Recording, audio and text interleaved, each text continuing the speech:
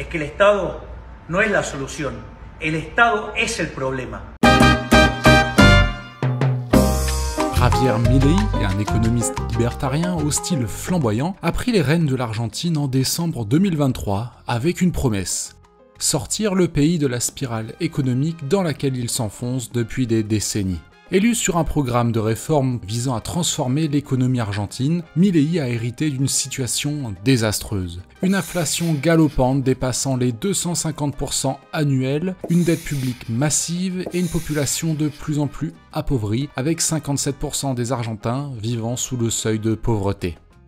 La première année de son mandat a été marquée par l'adoption de mesures économiques drastiques qui ont rapidement suscité des réactions contrastées. Certains voient en lui le sauveur potentiel de l'Argentine, tandis que d'autres craignent que ces politiques ne fassent qu'aggraver la situation sociale et économique à court terme. Le programme de Milei est perçu comme un pari risqué, qui pourrait redéfinir l'avenir de l'Argentine, mais au prix de tensions immédiates. Aujourd'hui, chez Terra Bellum, Javier Milei, sauveur ou fossoyeur de l'économie argentine.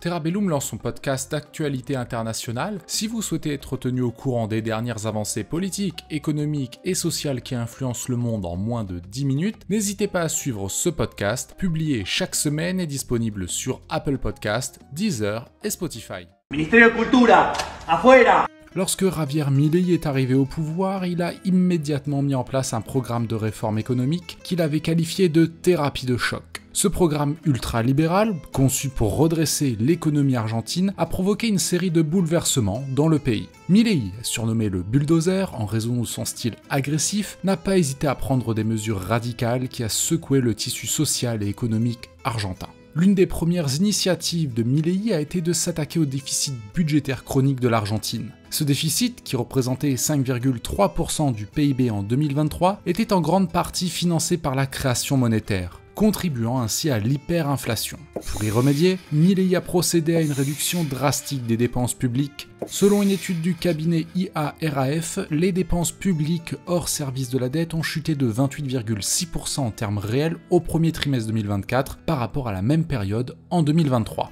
Cette réduction s'est traduite par la fin des transferts budgétaires aux provinces, la suppression de la majorité des subventions à la consommation d'énergie et la suspension de nombreux projets d'infrastructure. Seules les allocations universelles aux ménages ont été épargnées. Cette politique d'austérité a permis à l'Argentine de dégager ses premiers excédents budgétaires mensuels en 16 ans.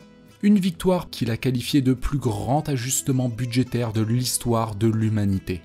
Cependant, cette austérité a également eu des effets secondaires significatifs. La suspension des projets publics a provoqué une augmentation du chômage dans certains secteurs, et les coupes dans les subventions ont lourdement pesé sur les ménages, surtout ceux dépendant de l'énergie subventionnée. Le mécontentement social a rapidement émergé, avec des manifestations parfois violentes, notamment à Buenos Aires.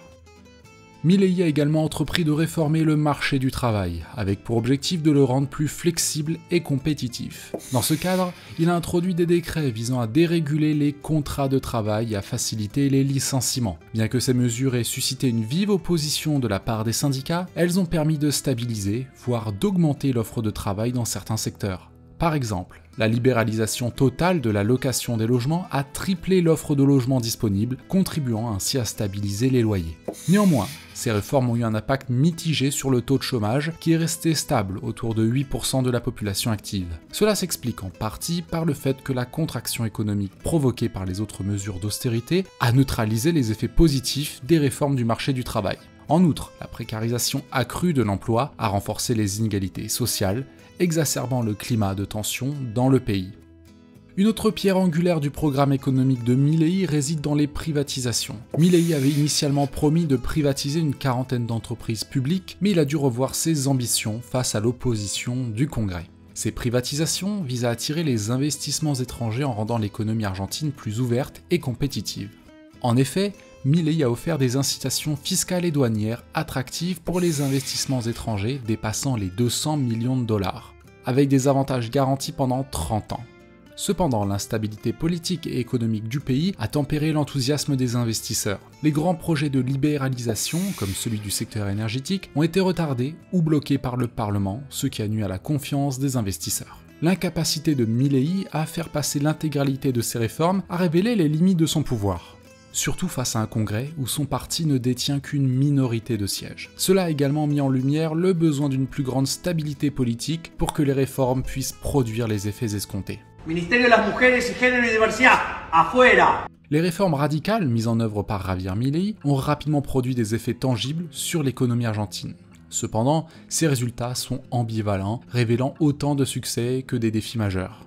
L'une des priorités de Milei a été de lutter contre l'hyperinflation qui avait atteint des niveaux records avant son arrivée au pouvoir. En décembre 2023, l'inflation mensuelle en Argentine s'élevait à 25%, un chiffre alarmant qui menaçait de plonger davantage le pays dans la crise. Grâce à une série de mesures d'austérité budgétaire et à la réduction de la création monétaire, l'inflation a été ramenée à 4,2% par mois en mai 2024.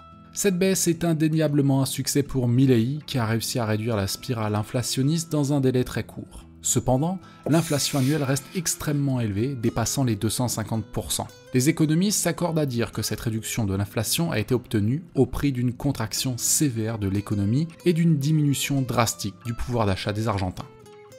La thérapie de choc de Milei, bien que nécessaire pour stabiliser l'économie, a entraîné une récession attendue en 2024. Selon les prévisions du FMI, le PIB de l'Argentine devrait se contracter de 3,5% cette année. Cette récession, bien qu'importante, est moins sévère que certains experts avaient initialement redouté. Elle est largement due à la réduction des dépenses publiques et à la baisse de l'activité économique, notamment dans les secteurs de la construction et de l'industrie. Néanmoins, le FMI prévoit également un rebond du PIB à plus 5% en 2025, marquant ainsi le début d'une possible reprise économique. Ce rebond serait porté par l'amélioration de la balance commerciale et le retour progressif de la confiance des investisseurs. Si les réformes ont permis de stabiliser certains indicateurs macroéconomiques, elles ont également aggravé la situation sociale dans le pays. La pauvreté, déjà élevée avant son arrivée au pouvoir, a continué de croître, touchant désormais 57% de la population. Cette augmentation s'explique par la chute du pouvoir d'achat, en particulier pour les employés du secteur public, dont les salaires réels ont diminué de 21,3%. De plus, le pouvoir d'achat du salaire minimum a chuté au cours des 6 premiers mois du mandat de Milei, poussant un nombre croissant d'Argentins dans la pauvreté. Et le gouvernement a rehaussé le salaire minimum pour compenser à 202 000 pesos, soit 210 € par mois. Les mesures d'austérité ont également réduit les filets de sécurité sociale, exacerbant les inégalités et provoquant des manifestations dans le pays. Les effets sociaux de la politique de Milei ont déclenché une opposition croissante, tant au sein de la population que du paysage politique. Les protestations contre la réduction des dépenses publiques, la privatisation des services et la dérégulation du marché du travail se sont multipliées, parfois accompagnées de violences et d'arrestations. Ces tensions sociales représentent un défi majeur pour le gouvernement de Milei, qui doit concilier la nécessité de réformes économiques avec la stabilité sociale. En réponse à ces pressions, Milei a montré une certaine flexibilité, revenant partiellement sur certaines coupes budgétaires et adoptant une approche plus pragmatique que son discours initial ne le laissait entendre.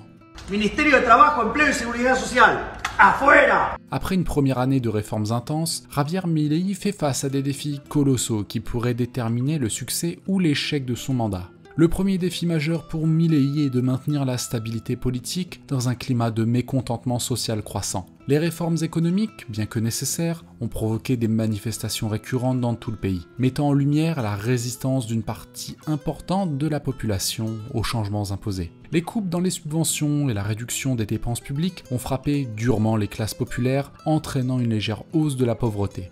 Javier Milei doit composer avec un congrès où son parti, le Libertad Avanza, détient une minorité de sièges, avec seulement 38 députés sur 257 et 7 sénateurs sur 72. Cette faiblesse parlementaire complique l'adoption de réformes supplémentaires, notamment dans les secteurs de l'énergie et de la fiscalité, ce qui pourrait freiner son programme de transformation. Le soutien des centristes et d'autres factions politiques sera crucial pour surmonter ces obstacles, mais il reste non acquis et demandera des accords de circonstance. L'avenir des réformes énergétiques est particulièrement incertain, bien que l'Argentine possède d'importantes réserves de pétrole et de gaz, notamment dans la formation de Vaca Muerta, le potentiel de ces ressources reste largement inexploité en raison des retards dans la libéralisation du secteur. Les projets de privatisation d'entreprises publiques, comme YPF, et la levée des restrictions sur les exportations de pétrole et de gaz sont confrontés à des résistances politiques qui pourraient freiner leur mise en œuvre. La stabilisation économique est essentielle pour restaurer la confiance des investisseurs étrangers, dont l'Argentine a désespérément besoin pour financer ses projets énergétiques et industriels. Cependant, l'instabilité actuelle et les incertitudes réglementaires dissuadent les investisseurs, rendant difficile la réalisation des ambitions de Milei en matière de développement économique. ¡Viva la libertad, carajo!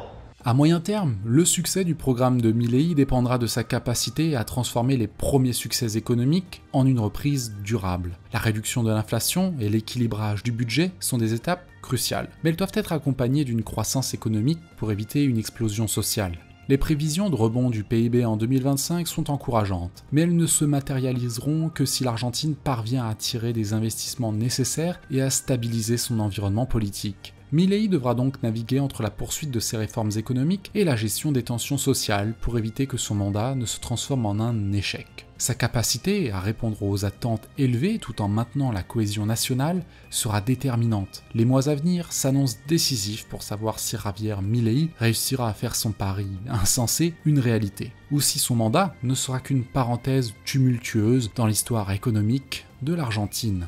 On espère que cette vidéo vous a plu, si c'est le cas n'hésitez pas à mettre un j'aime et à vous abonner pour briller en société. N'oubliez pas les gestes simples qui font la différence sur YouTube, aimez et partagez cette vidéo pour briller en société, et pour ceux qui veulent aller plus loin, nous proposons aussi un magazine de géopolitique, un trimestriel numérique, rédigé à l'aide de contributeurs et qui permet de soutenir financièrement la chaîne. On y parle de diplomatie, de sécurité, d'urbanisme et de géographie. Il y a déjà 8 numéros de disponibles sur des pays comme la Chine, la Russie, la France, ou des zones comme le Moyen-Orient ou encore notre dernier sur l'Afrique. Tous les liens sont en description. Merci encore à tous pour votre fidélité et à la prochaine.